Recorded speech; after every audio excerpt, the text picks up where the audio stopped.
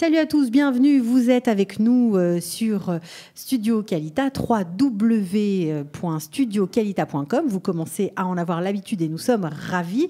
Je ne suis pas seule aujourd'hui dans le cadre du focus sur une l'association du jour. C'est tout simplement le lycée Kfar Maïmon et je suis en compagnie du Rav Bitoun. Merci d'être venu, Rav Bitoun. Bonjour. Bonjour, merci Cathy, merci aux auditeurs. Voilà, alors le Rav Bitoun, pour ceux qui ne le connaissent pas encore, c'est tout simplement le directeur de Kfar Maïmon, et ce depuis 20 ans. 20 ans déjà, ça passe vite, n'est-ce pas? Très vite. Voilà, vous êtes en Israël depuis 40 ans et vous vous occupez avec tout votre cœur de ce lycée francophone, bien sûr situé dans le sud du pays. Et nous sommes ravis, donc vous vous occupez de ce lycée. Il y a à peu près 40 élèves, je crois, on va y revenir. Vous allez nous expliquer de quoi il s'agit et surtout quel est l'intérêt d'un lycée français de ce type en Israël. Eh bien, les raisons d'abord de l'établissement de notre lycée est datée à l'époque, c'était une révolution pour la France. Et de faire venir des jeunes en Israël, de se séparer des enfants et de les envoyer en Israël sans avoir une intention préconçue de faire une alia. Jusqu'à aujourd'hui, les enfants qui viennent chez nous, pour au moins 70% d'entre eux, leurs parents habitent encore en France. Et ce qui n'est pas tout à fait exact. Ils viennent en tant que touristes, ils ne sont pas forcément israéliens? Exactement. Ils restent touristes jusqu'à la terminale, mais on ne cache pas notre jeu. Il est évident qu'on n'a pas créé Kfar Maïmon uniquement pour en faire une boîte à bac, même si nos résultats sont excellents à ce niveau-là et chaque année. Mais nous avons deux grands buts principaux également, deux idéaux que nous véhiculons depuis autant d'années, le fait de se trouver en Eretz Israël, de leur faire goûter à Eretz Israël, de leur montrer une facette différente d'Israël, en espérant qu'après la terminale, ils resteront en Israël, et c'est ce qu'ils feront, eux et leurs familles, par la suite.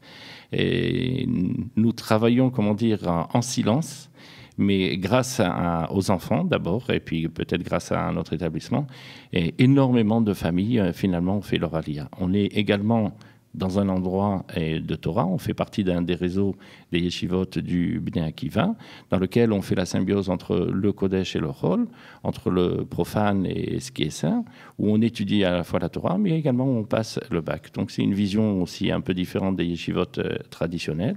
Et puis, c'est un peu une espèce de yeshiva tichonite à la française? Ce que l'on appelle en Israël, oui, l'équivalent de la yeshiva tichonite. J'aurais dit entre parenthèses peut-être le modèle de l'école juive également en France, et chacune d'entre elles par rapport au Kodesh, bien sûr. Voilà, qu'elle devra consacrer. Nous, on y consacre un peu plus de temps, c'est 100 fois évident.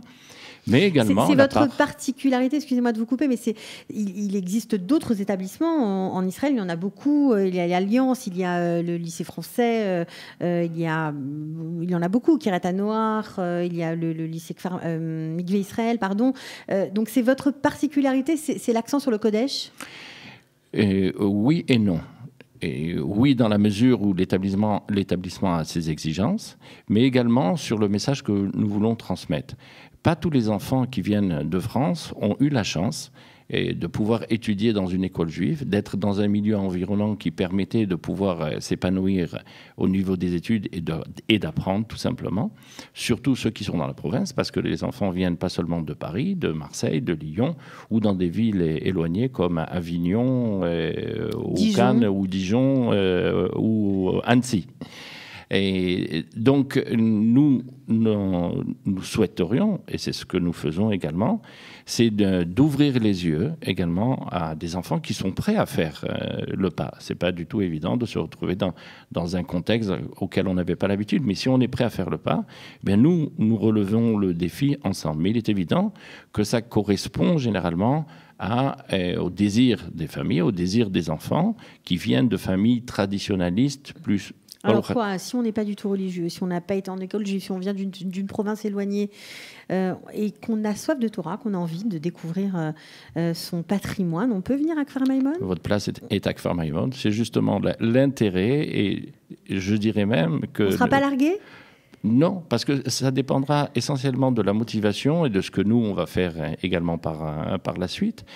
Et je dirais même des fois que les meilleurs résultats que nous avons obtenus, ça a été justement avec ceux qui étaient sur une page vierge et ont démarré à zéro. Ce qui n'est pas toujours évident, mais ça dépend essentiellement d'abord de la volonté de l'enfant. Et avec ça, s'il y a une volonté, vous savez, il n'y a pas de limite après. Alors c'est un petit lycée, on l'a dit, 40 élèves pour 3 classes, parce qu'il y a seconde, la première et la terminale. Vous avez le choix, par exemple, dans les premières et les terminales, scientifiques, littéraires, ou pas, où il y a une classe par niveau? Il y a une classe par niveau, mais nous avons les 2 sections, S et ES, scientifique et économique. Et je rappelle également que nous travaillons selon les normes françaises. Nous dépendons de l'Académie de Lyon, du ministère de l'Éducation. Nous faisons partie de l'AEFE, qui est l'établissement qui donne le label de qualité et que donc nous correspondons exactement aux exigences du bulletin officiel. Donc de ce côté-là, c'est un gros avantage également pour un enfant qui vient de France, parce que supposons, et ça peut arriver, c'est arrivé, que ce même enfant, pour X raisons, ne se fait pas en Israël. Il devra retourner en France. S'il avait fait le système israélien, il va être perdu parce qu'il aura perdu une année entière. Là, ce n'est pas le cas. Les programmes sont les mêmes qu'en France. Exactement. Donc, il pourra s'inscrire dans n'importe quelle école, que ce soit dans le laïque ou que ce soit dans une école juive. Donc ça, c'est un plus qui est très important. Le but n'est pas de retourner, mais en tout cas, il ne perd pas ses repères. Et ça, c'est quelque chose qui est très, très important parce que même pour une famille qui fait ou qui ne fait pas son alia, il y a énormément de changements qui s'imposent à la vie de tous les jours d'un enfant. Et le climat, et les gens, la langue, la manière de travailler. Alors justement, vous avez parlé des programmes qui sont similaires à ceux prônés par l'Éducation nationale en France. Et par rapport à l'hébreu, vous donnez, en plus du codège, des cours d'hébreu pour ces jeunes étudiants? Eh bien voilà, justement, puisque dans nos idéaux, on essaye de parler d'Israël, de leur faire aimer Eretz Israël. On n'a pas de cours de sionisme chez nous. Il suffit simplement de respirer l'air d'Israël et puis on est convaincu de notre place. Mais quand bien même, on y ajoute un petit plus. Et le petit plus, c'est tout simplement de retrouver notre langue maternelle que nous avons oubliée depuis 3000 ans. Et puis ça revient très très vite. Donc ils ont un ulpan d'ivrit de 8 heures par semaine. C'est beaucoup. Et relativement, on aurait souhaité davantage. Oui, mais c'est déjà pas mal. Ouais. Mais disons qu'un enfant qui aura fait tout le cycle des 3 ans, et compte tenu de son niveau auquel il arrive, parce que certains déjà ont certaines bases, même un élève qui aura passé une année, Baruch Hashem, après le bac, n'aura pas de difficulté ou n'aura pas la nécessité de faire une année de Mechina pour pouvoir entrer dans une université ou pour pouvoir aller dans une des yeshivot en Israël ou tout simplement pour aller à l'armée, ne pas faire le Nirvalon. Alors justement, vous me devancez, puisque vos étudiants, on a compris, peuvent étudier en classe de seconde, première et terminale. Qu'est-ce qui se passe pour eux après? Est-ce qu'ils peuvent choisir une filière tout à fait normale à l'université par hasard, par exemple, ou est-ce qu'ils peuvent suivre une filière plus, on va dire, plus consacrée au Kodesh et étudier dans une yeshiva ou aller à l'armée? Quelles sont les ouvertures pour eux? Le choix et la décision restera entre les mains de l'enfant et de ses parents. Mais il est évident que nous avons eu la chance, et les parents nous ont confié les enfants, que l'on peut se permettre de pouvoir donner conseil. Une des choses pour nous qui est importante, c'est évident de leur donner également un goût à la Torah qui est différent de ceux qu'ils avaient goûté jusqu'à aujourd'hui. Après le bac, nous leur conseillons de faire un stage de 3 mois, 6 mois ou 1 an dans une yeshiva de leur choix. Nous n'avons pas de couleur, nous n'avons pas de thermomètre de religiosité. Nous avons des enfants qui sont... Vous avez toutes les kippotes dans votre établissement? Exactement. On a la kippa d'abord, maintenant la couleur et la grandeur n'a pas d'importance. Ouais, c'est bien. Donc on a des élèves qui sont chez le Rav Boshko, par exemple, à Echal Eliyahu, et on a des élèves qui sont à Shagatari sur Yerushalayim, on a chez le Rav Dov Lior, et on a Keter Shlomo. Peu importe où qu'ils aillent, qu'ils se baignent. C'est eux qui viennent nous le dire. Chaque année, on réalise un Shabbat où on invite les promotions. Et une des choses qu'ils nous disent, merci de nous avoir conseillé d'aller passer un temps à la yeshiva. C'est ce qui nous a donné la force pour le restant de notre vie. Et ceux qui n'ont pas eu cette chance-là, qui regrettent amèrement et qui conseillent aux élèves, ne faites pas l'erreur que nous avons fait de faire autre chose. Donc ça, c'est un choix que les enfants feront. Certains vont découvrir une vocation, rentreront dans le milieu rabbinique. Mais d'autres élèves feront leur armée en Israël parce qu'ils auront changé de statut, et ceux qui feront une carrière dans le domaine universitaire.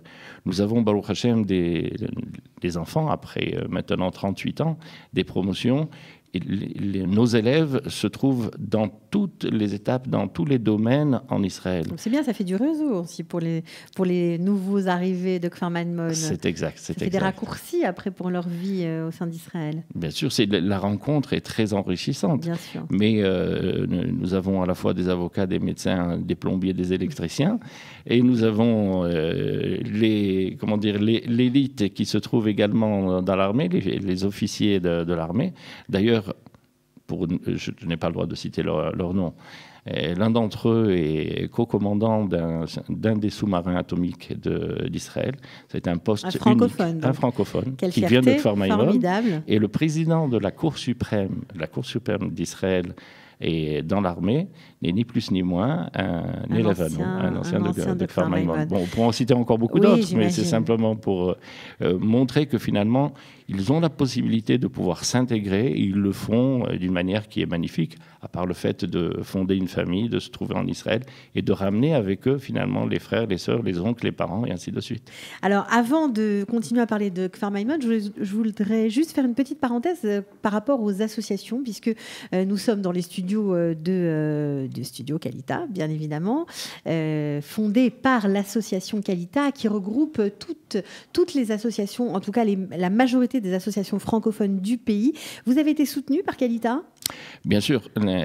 Disons que la première chose d'abord, c'est de passer à la radio. Donc, je vous remercie de ce côté-là. Mais avant que la radio existe... C'est le but du jeu, c'est de donner l'information à tous. Voilà, merci de faire connaître tout ce qui existe en Israël. Avant que la radio existait, et nous faisons partie en tant qu'association de Kalita. Nous avons été aidés généreusement par l'association Kalita. Et entre financièrement, autres, c'est-à-dire financièrement, bien sûr. Et grâce à l'aide, nous avons pu réaliser différents séminaires d'identité juive avec nos élèves, chose que nous n'aurions pas pu faire ou faire en partie beaucoup plus restreinte si ce n'est l'aide de Bien Kalita. sûr, ça vous a permis de subventionner, on va dire, les étudiants qui peut-être n'auraient pas pu, faute d'argent, de participer à vos séminaires. Alors, concrètement, combien ça coûte, justement, puisqu'on en parle? Combien ça coûte la scolarité à Kfar Maimon? Eh bien, ça dépendra du statut d'abord de l'élève.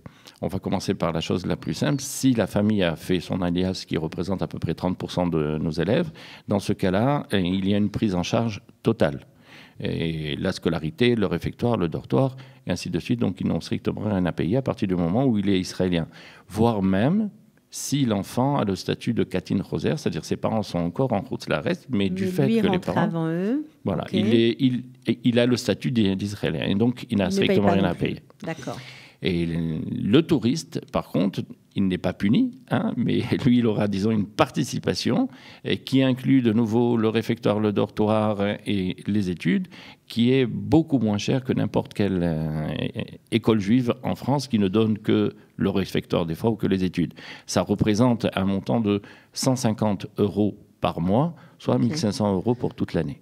Donc 1 500 €, ce sont les frais qui englobent toute la scolarité, y compris le loger, le manger, à Kfar Maimon. C'est l'essentiel. Après, il y a des petits faux frais comme la location des livres, mais disons, c'est pas significatif. 1 500 € annuels, voilà. c'est une fourchette, on va dire, une moyenne. Exact.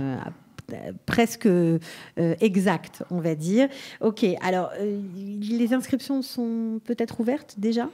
Elles ont déjà été ouvertes. Nous sommes, disons, dans le cadre et encore dans les limites de pouvoir s'inscrire. C'est possible encore jusqu'à fin juin. Il reste des places dans certaines classes ? Oui, de ce côté-là, disons, on a quand même une limite supérieure, une limite inférieure, mais pour le moment, nous sommes dans les normes. Donc, tous ceux qui souhaiteraient s'inscrire, il suffit simplement qu'ils prennent contact avec nous, soit par email, soit par téléphone, selon leur choix. Alors, quel téléphone, Ravitoun ? Pour le téléphone, si le téléphone de France, il doit faire le 00972 et ils peuvent m'avoir à moi directement et ça sera le 5 Vous pouvez regarder, vous pouvez regarder. Il faut l'écrire, allez-y. Le plus simple, c'est au bureau le 00972 8 99 44 001. Okay. Et puis, par contre, s'ils veulent m'avoir, alors ils devront faire le 00972 528 308 292. Voilà, ok. Ou sur notre email, ou rentrez tout simplement dans notre site. Vous savez, tout s'y trouve, même le dossier d'inscription. Notre email est très simple. Il suffit simplement de faire kfarmaimon.com, kfarmaim.com. C'est le premier. Il y a écrit erreur, mais cliquez quand même. Vous verrez, apparaîtra le lycée Torani de Kfarmaimon. Ok, et puis bien sûr, vous pourrez réécouter sur Studio Qualita l'intervention du Rav Bitoun qui nous a parlé ce matin dans le cadre de Focus sur une association du lycée Kfarmaimon. Voilà, on espère que vos garçons, s'ils ont écouté l'émission, auront peut-être envie de venir voir comment ça se passe dans cet établissement. Merci d'être venu, à très bientôt. Merci, à bientôt. Et voilà, bonne rentrée en tout cas pour l'année prochaine et pour tous vos élèves. Merci.